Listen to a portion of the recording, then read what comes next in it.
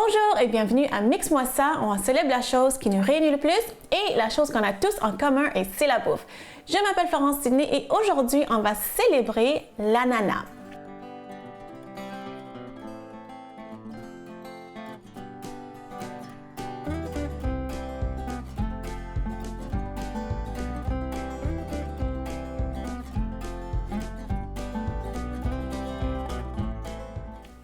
Donc, c'est ça. Aujourd'hui, on va célébrer l'ananas, mais est-ce qu'on voit l'ananas sur la table? Oui! Est-ce qu'on voit l'ananas sur la table, l'ananas frais sur la table? Non. Et pourquoi? Là, vous êtes en train de vous dire, Florence, on célèbre l'ananas, puis il n'y a aucun ananas frais sur la table. C'est vrai. C'est parce qu'en fait, il y a deux raisons. C'est pas la saison. Et l'autre chose, c'est que je voulais vous montrer que les ananas soient congelés ou soit en canne, c'est la même chose. On peut les utiliser, on peut les apprêter, les préparer dans des recettes, puis c'est vraiment la même chose. Donc, il faut célébrer les ananas aujourd'hui, mais il faut aussi célébrer les ananas en canne. Donc, devant moi, j'ai en fait deux sortes d'ananas, même sorte, juste la coupe est différente. J'ai les petites rondelles ici, d'ananas, comme ça, puis j'ai les morceaux d'ananas. Okay? À côté de mon bol, j'ai le jus d'ananas 100% jus, ici, oups. Puis, c'est ça qu'on va utiliser aujourd'hui pour notre célébration d'ananas. J'aurais pu aussi utiliser l'ananas congelé, c'est la même chose, il faut juste faire dégeler peut-être la veille dans le frigo, même sur le comptoir pendant 1 heure. C'est la même chose. En termes de valeur nutritive, c'est vraiment la même chose. Les ananas que j'ai en canne, en fait, j'ai juste égoutter. Ça, c'est le jus. Ça, c'est le jus qui venait dans les boîtes. J'achète les ananas dans du jus. Comme ça, je peux les utiliser, même le boire, même le faire en cocktail. Si vous achetez des ananas ou même n'importe quel fruit en canne, en boîte, dans un sirop, il faut l'égoutter, il faut le rincer parce que c'est vraiment trop de sucre. Donc, c'est une célébration, hein? Donc, on va faire un gâteau. C'est quoi le gâteau qu'on va faire aujourd'hui? Tout le monde va penser, elle va faire un gâteau renversé aux ananas. Non, ça c'est comme attendu. Tout le monde connaît ça. Je vais faire aujourd'hui un gâteau pina colada. Donc, mélange d'ananas et la noix de coco. On va commencer tout de suite. Ça, c'est mon bol que j'ai juste mis la farine, poudre à pâte, un peu de sel et un peu de bicarbonate de soude. J'aime tout le temps mettre les deux parce que ça fait vraiment gonfler le gâteau. Je vais utiliser l'ananas, les petits morceaux, là, les petits cubes d'ananas comme ça, mais je vais les broyer un petit peu. Ça se vend aussi, l'ananas broyé déjà en canne, mais bon, je vais prendre ça, puis je vais juste passer au mélangeur.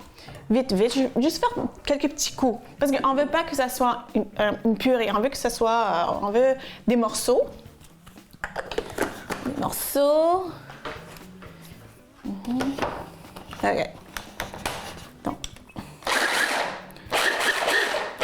Donc, juste quelques coups parce qu'on veut du jus, on veut un peu de purée, on veut des morceaux. Parfait. Je pense que c'est bon. Ben ouais, c'est parfait. Donc, j'enlève ça. Ça ici. J'enlève la lame. Donc, ça, c'est une recette hyper facile. Donc, je vais juste mélanger parce que je n'ai pas de grumeaux, de farine. Donc, l'ananas est vraiment, je le sens, c'est sucré. Très sucré. Je vais mettre ça. Ça, c'est à peu près, en fait, je vais mesurer juste pour vous montrer. Je veux à peu près 1,5 tasses. Donc, je vais voir juste grosso modo. Là. Ouais, c'est ça, 1 tasse. Et un petit peu.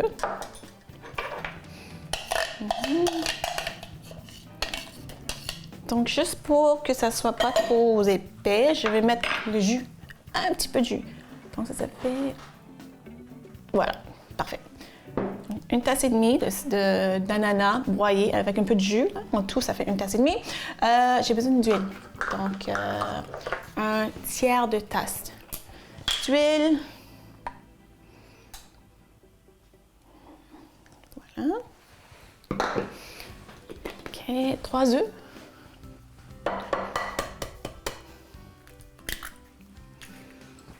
Donc, pina colada, ça rappelle le cocktail. Vous pouvez mettre, en fait, vous pouvez mettre du rhum. Parce que ça va donner un bon goût. Mais aujourd'hui, je ne vais pas mettre de rhum. Mais vous pouvez mettre du rhum. Puis même quand c'est cuit, le rhum va s'évaporer. Donc, même pour les enfants, c'est correct pour donner ça aux enfants. Oui, noix de coco, encore, à l'œil. Juste regarder. Puis ça, c'est la noix de coco sucrée. Puis l'ananas est sucré. Donc, c'est pour ça que je ne vais pas mettre beaucoup de sucre. J'ai un peu de cassonade ici. Je vais juste mettre quelques grosses cuillerées. Mais je pense que c'est même pas... Parce que je pense que ma petite tasse, c'est comme un quart de tasse. Donc, c'est même pas un quart de tasse que je vais mettre. Et juste un ingrédient spécial parce que moi, j'aime ça, là. C'est un peu... J'utilise le petit bout de la cuillère. Un peu de cannelle. Parce que moi, j'aime ça, le mélange de noix de coco, cannelle et ananas. Donc, juste mélanger vite comme ça. Puis après ça, j'utilise le mélangeur pour le gâteau. Parce que sinon, ça va tout éclabousser partout, là. Donc, je vais juste incorporer le tout. Puis le four est préchauffé déjà à 350. Laissez-moi juste... OK.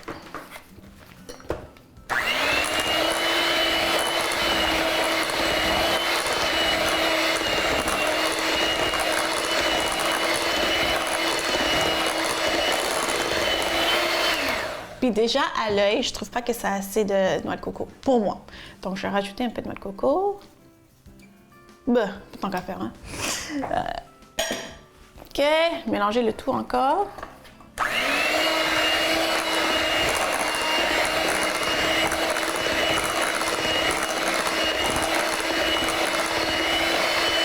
OK, je vais continuer à mélanger parce que je veux que ça soit assez lisse. Là, j'ai le moule ici, c'est beurré. Je vais mélanger encore plus. Je vais le mettre dans le moule. Après ça, au four, 350 degrés pendant à peu près 35 à 40 minutes. Il faut le vérifier. Au retour de la pause, on va continuer avec notre célébration de l'ananas. Revenez tout de suite.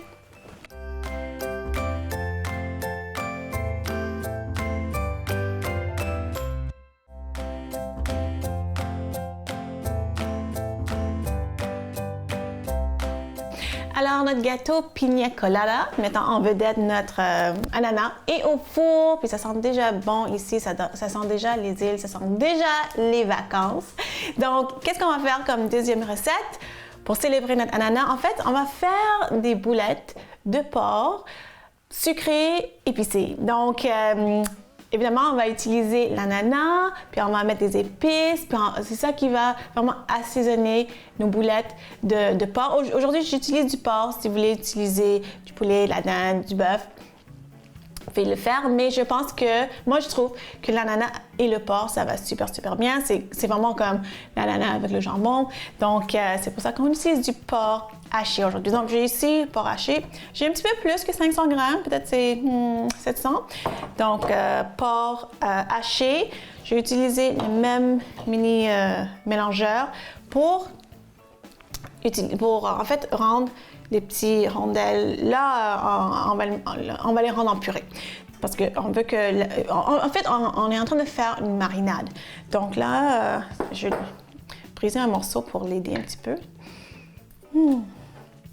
Donc, quand j'étais en train de faire mes petites recherches sur notre vedette, l'ananas, j'ai lu que c'est originaire de l'Amérique du Sud. Ça, c'est pas étonnant. Mais ce que j'ai trouvé étonnant, c'était que les ananas les plus sucrés, apparemment, ça vient des îles de Antigua et Barbade et Bermude aussi. Donc, je suis jamais allée dans ces îles-là.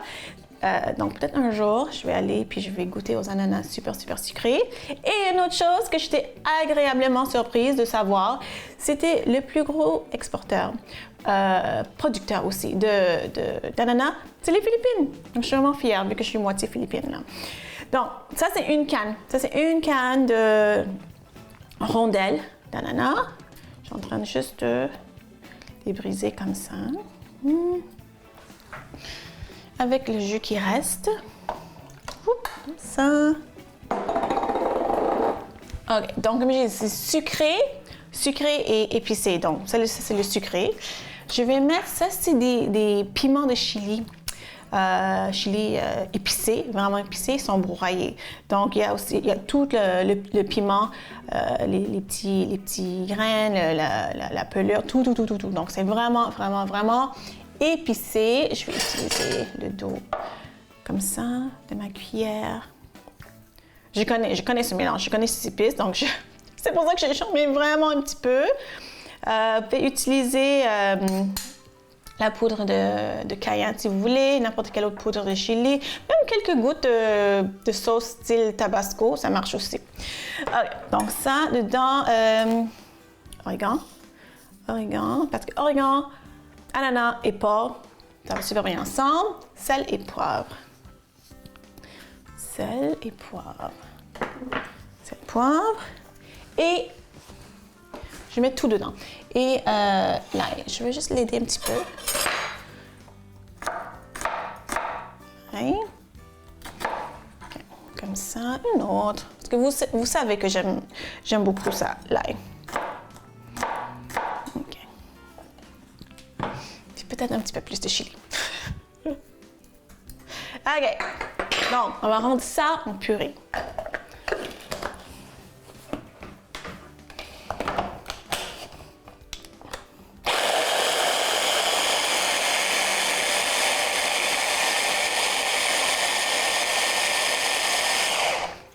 Non, maintenant, il faut goûter. Je vais gratter les côtés. Vraiment goûter. OK, là, je vais goûter. J'espère que je ne vais pas me brûler la langue avec les épices. OK, ça sent bon. Ouh! Ça, c'est bon. C'est sucré. Épicé, c'est bon. OK. Donc là... Je vais mettre ça, je vais mettre le tout dans le pot.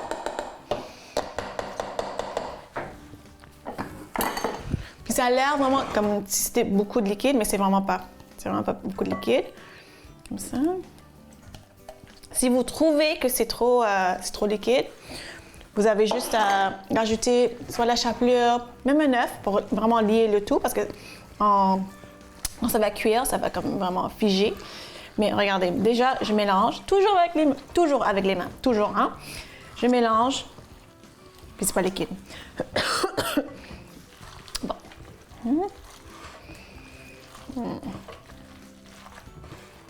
OK, donc pour ça, il faut le cuire au four. Moi, j'ai fait ça au four. Vous pouvez faire ça sur le rond, comme les faire frire. Mais moi, je vais faire ça au four 375. Cette fois-ci, ça dépend de la grosseur des boulettes que vous faites. Je vais vous montrer comment moi je les fais. Puis pour moi, ça prend à peu près 20 minutes. Alors, je vais juste vraiment bien incorporer le tout. Donc à ce stade-ci, des fois, je vais mettre la chapelure, des fois, je vais mettre un œuf. Mais là, aujourd'hui, non. OK, parfait. Donc, j'ai une plaque ici, plaque à biscuits. J'ai mis un petit tapis en silicone, mais vous pouvez mettre un peu de papier parchemin ou papier d'aluminium. Moi, j'aime bien ça parce qu'on peut le réutiliser, on peut le laver puis réutiliser. Puis ça colle pas. OK, donc moi, là, mes boulettes, ça va être comme ça. Peut-être, je joue pas au golf, mais j'allais dire, c'est comme des boules de golf. Donc, petite boulette comme ça. OK.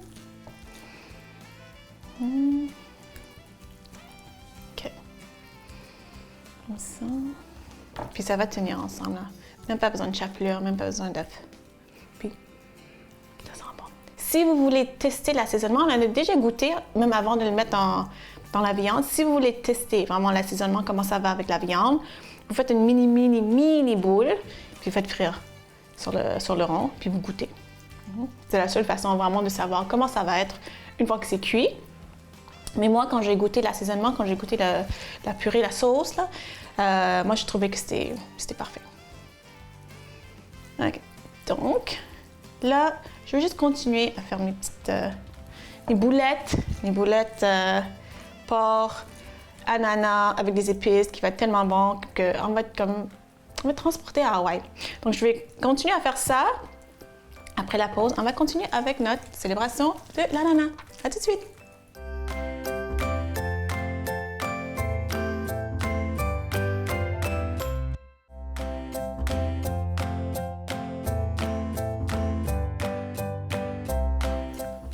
Alors, devant moi, j'ai une petite assiette avec quelques boulettes qui ont été cuites au four pendant 20 minutes à peu près. 20 minutes à 375. Puis à la fin, comme pendant 30 secondes, à la fin, j'ai mis sur broil, vraiment pour vraiment dorer le dessus. Puis ça sent bon.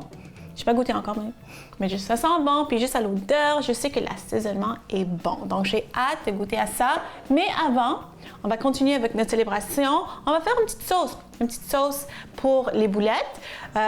Puis, évidemment, on va mettre l'ananas. On va utiliser le jus d'ananas. Ça va être comme une sauce sucrée, épicée encore. Même chose comme les boulettes. Puis ça, c'est un petit peu comme collant. Ça va être, ouais, ça va être sucré. Ça va être bon. Vous allez voir.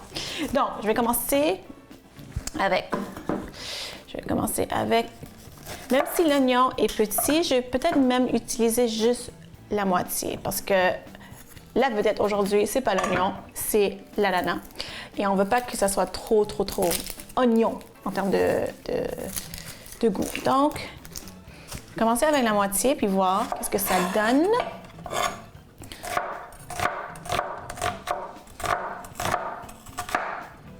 Puis on veut que ça soit haché. Hein? Oups.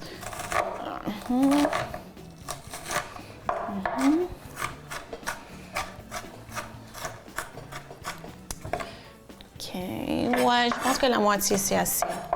Parce que dans le fond, ce qu'on va faire, on va juste prendre quelques assaisonnements, l'oignon, l'ail, les mêmes épices, le chili broyé, l'origan, sel, poivre, les mêmes choses qu'on a mis dans les boulettes. Puis on va faire cuire ça avec un jus d'ananas, puis on va juste réduire le jus pour que ça soit vraiment comme, pas comme un sirop, mais plus sucré. Hein? Donc,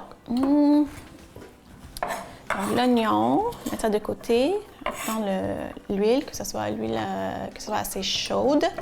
Deux goustailles. Ouh, je sens mes yeux là, l'oignon là, ça fait pleurer. OK.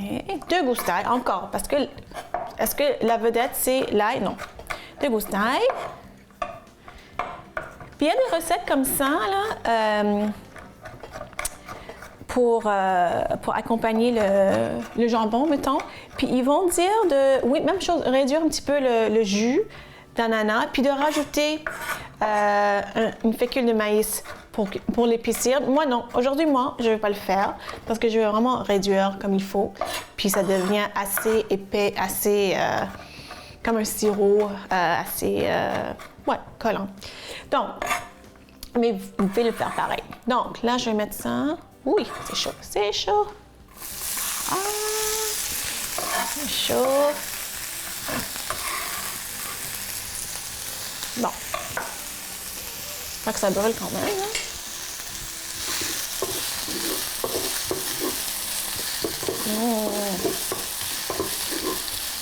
OK. Donc, qu'est-ce que j'ai mis? L'oignon, ail, sel, poivre, comme d'habitude. Sel, poivre. OK? Et les mêmes épices, l'origan et les chilis broyés. Donc, c'est comme ça. Puis je mets ça avant. Il ne faut pas que ça soit trop épicé. Je mets ça avant de mettre le jus parce qu'encore, à chaque fois que je fais comme rôtir ou griller les fines herbes séchées, c'est parce que je veux faire sortir les huiles essentielles. Okay? Donc, ça fait sortir plus de saveur.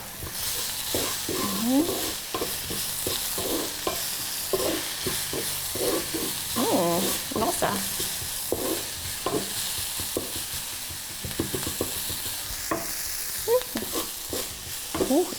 Juste en respirant, je goûte le piment. OK. Moment de vérité, on va mettre le jus. On va mettre le jus, puis ça se peut que ça splash un petit peu. Oh, pas si mal. On va mettre le jus. On va mélanger. Puis il faut que le rond, le feu soit vraiment à high. Il faut que ça soit vraiment fort parce qu'on veut le réduire. On veut vraiment le réduire. L'eau va s'évaporer, puis ça va devenir de plus en plus épais. Ça va prendre du temps. Comme ça. Okay.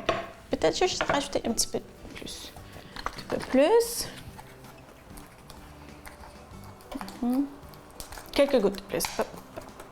Non, je vois déjà que ça bout. C'est ça que je veux. Comme ça. Parfait. OK.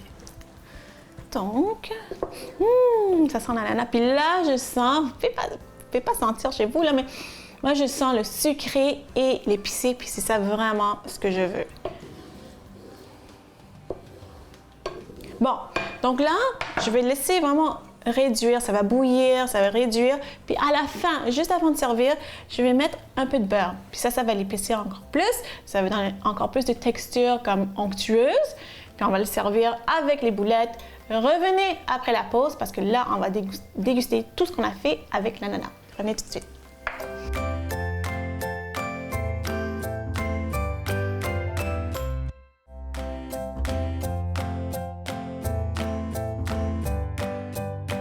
On va commencer avec le repas. Après ça, on va finir avec le dessert. Je vais prendre une boulette ou deux. Je vais mettre la sauce qu'on a fait avec le jus d'ananas, les mêmes assaisonnements, les mêmes épices que dans les boulettes. Puis on a fait réduire. Puis à la fin, comme j'ai dit, j'ai mis un peu de beurre, vraiment pour ajouter un peu de texture. J'allais dire texture, texture. Puis, ouais, c'est vraiment comme je le veux. Comme ça. Puis je le sens, je pense que ça va être épicé. Donc, je vais faire attention. Puis j'ai mon jus d'ananas au cas où. Hein. Donc,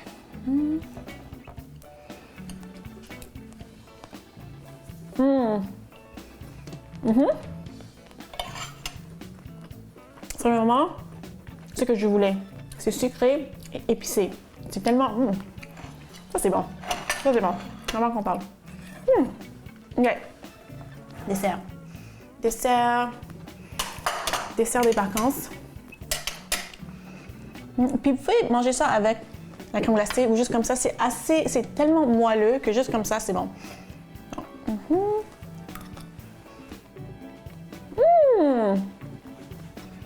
Là, je suis vraiment en vacances. Je suis vraiment en vacances. C'est sucré, c'est de l'ananas, c'est noix de coco, c'est léger, c'est tellement, tellement bon. En tout cas, j'espère que vous avez aimé ma célébration de l'ananas aujourd'hui. J'espère que vous avez appris quelque chose sur l'ananas, mais j'espère surtout que vous allez essayer ça à la maison. Si vous voulez me suivre sur les médias sociaux, allez voir florenceaîné.com et on se voit la semaine prochaine. Bye!